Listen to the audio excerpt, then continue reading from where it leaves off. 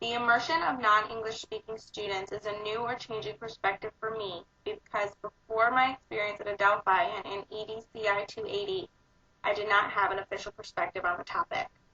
I had never seen firsthand the impact that full immersion could have on a non-English speaker, and this experience gave me enough information to form a distinct perspective on the subject.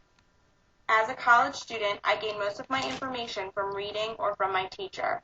I needed to see firsthand the impact of a student who did not speak English in an all-English speaking classroom to fully understand the full impact this had on the student, the teacher, and the English speaking students. This new perspective changed my perspective on No Child Left Behind as well, because every school system faces different characteristics and challenges. Standardizing content and evaluation methods is more detrimental than beneficial. I wrestled with different evaluations of my teacher almost weekly based on almost solely on how she handled the challenge of teaching a student with whom she had a language barrier. Upon reflection and with further analyzing the impact of the No Child Left Behind Act, I understand that she had an obligation to teach the mandated curriculum to the majority of students in a certain amount of time. If this is not done, she will be held accountable both professionally and financially, as well as being a huge burden for a teacher who may or may not have been given the proper tools to accommodate a non-English speaking student. The repercussion that missing important information in elementary school has on future academic achievements are proven to be great. I have seen firsthand a child who is by all accounts on average intelligence lost through lessons due to not understanding the language it is taught in.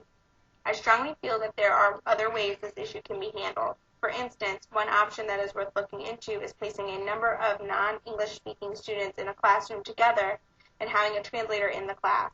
The student will be immersed in the language, will be around their peers, as well as not missing vital content during the English language learning process. I've been a proponent of school uniforms most of my life, and my experience at Adelphi where the students wore uniforms supported my attitudes on their benefits. This slide shows arguments for the implementation of uniforms as well as against uniforms. I both wore uniforms and did not wear uniforms during my career as a student, and I do not feel that the arguments against them are strong enough to outweigh the benefits of them. As an observer of the students at Adelphi Elementary, I was able to see each student's personal style and originality regardless of their uniform. Each student was able to wear a variation of a khaki bottom, a red shirt, and black shoes.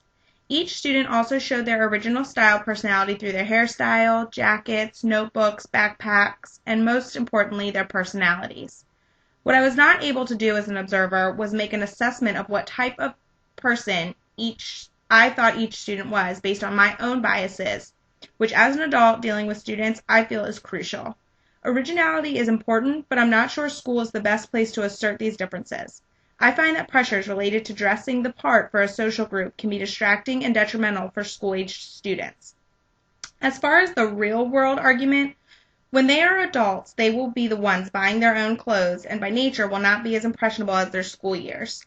There's enough time spent out of school to assert originality that from my own experience and as a result of observing these students at Adelphi, I still feel that school uniforms are a benefit to have in schools.